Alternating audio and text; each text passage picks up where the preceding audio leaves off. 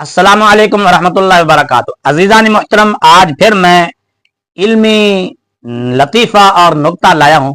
آپ دیکھیں گے کہ قرآن کریم کے اندر کس طرح کی تعریف کی جاتی ہے، جان بوجھ کر معنی اور مفہوم کو بدلا جاتا ہے، اور لوگوں کے سامنے قرآن کریم کو کس طرح غلط بیان کیا جاتا ہے۔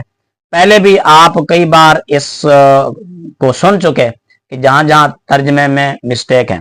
جب ہماری انجینئر قرات اکیڈمی کے نام سے ایک سیریز چل رہی تھی، جو الحمدللہ آپ نے تقریباً 70 سے زائد کلاسیں سنی دیکھی۔ اگر نہیں سنی تو ہماری وہ انجینئر قرات اکیڈمی کے نام سے پلے لسٹ ہے، وہ کھولیں، ساری کلاسیں سنیں۔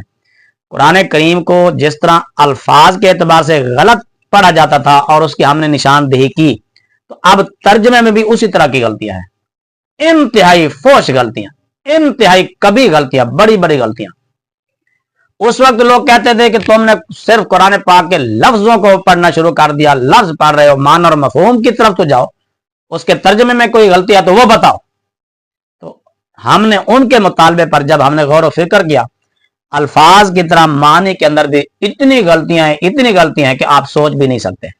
تو لیجئے سنیے سورہ یوسف کی آیت نمبر 51 اور اس کا ترجمہ، پھر میں آپ کو بتاؤں گا کہ یہاں غلطی کہاں ہے اور اس کا صحیح ترجمہ کیا ہے۔ ویڈیو چلنے لگی ہے۔ باقی میں اتنی بیسک عربی تو جانتا ہوں کہ میں قرآن پاک آپ کہیں سے کھولیں میں ترجمہ کر لوں گا، لیکن میں 30واں پارہ کھول کے آپ کے مفتی کے سامنے بھی رکھوں گا، یہ الفاظ کا ترجمہ نہیں وہ کر سکے گا۔ اگر امام مسلم کا کوئی جانشین دیکھنا ہے تو ہمیں دیکھ لیں، میں ایک ایک جملے کا ذمہ دار ہوں اللہ کے فضل سے، اللہ کے فضل سے۔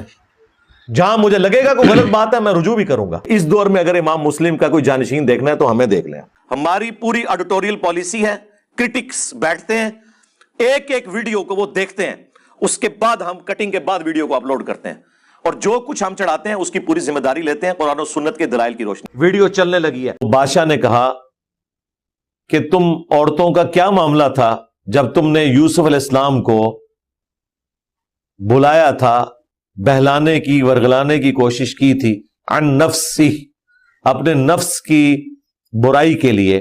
جی عزیزان گرامی، آپ نے سورہ یوسف کی آیت نمبر 51 کا ترجمہ سنا، جو یوں کیا گیا کہ اپنے نفس کی برائی کے لیے، یعنی عورتوں نے یوسف علیہ السلام کو بہلایا پھسلایا اپنے نفس کی برائی کے لیے، یعنی عورتوں نے اپنے نفس کی برائی کے لیے بہلایا پھسلایا۔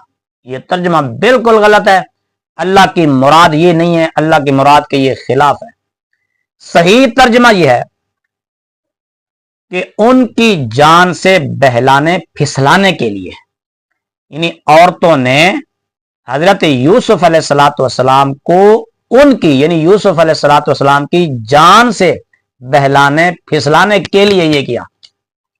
اب ان نفس ہی میں جو ہی ضمیر ہے واحد مذکر غیب، اس سے مراد حضرت یوسف علیہ السلام ہے، یہ حضرت یوسف علیہ السلام کی طرف راجع ہے، جبکہ ترجمے کے اعتبار سے یہ ان عورتوں کی طرف ضمیر لوٹائی گئی اور اس سے عورتیں مراد لی گئیں۔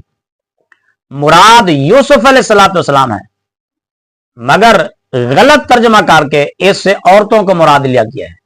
آپ اندازہ لگائیے کہ قرآن کریم میں پھر یہ بھی مت سوچئے کہ یہ کوئی اتفاقی غلطی ہو گئی ہے یا کوئی پتہ نہیں ہے، اس کا علم نہیں ہوا، بس اوقات ہو جاتا ہے کہ جملے نکل جاتے ہیں منہ سے۔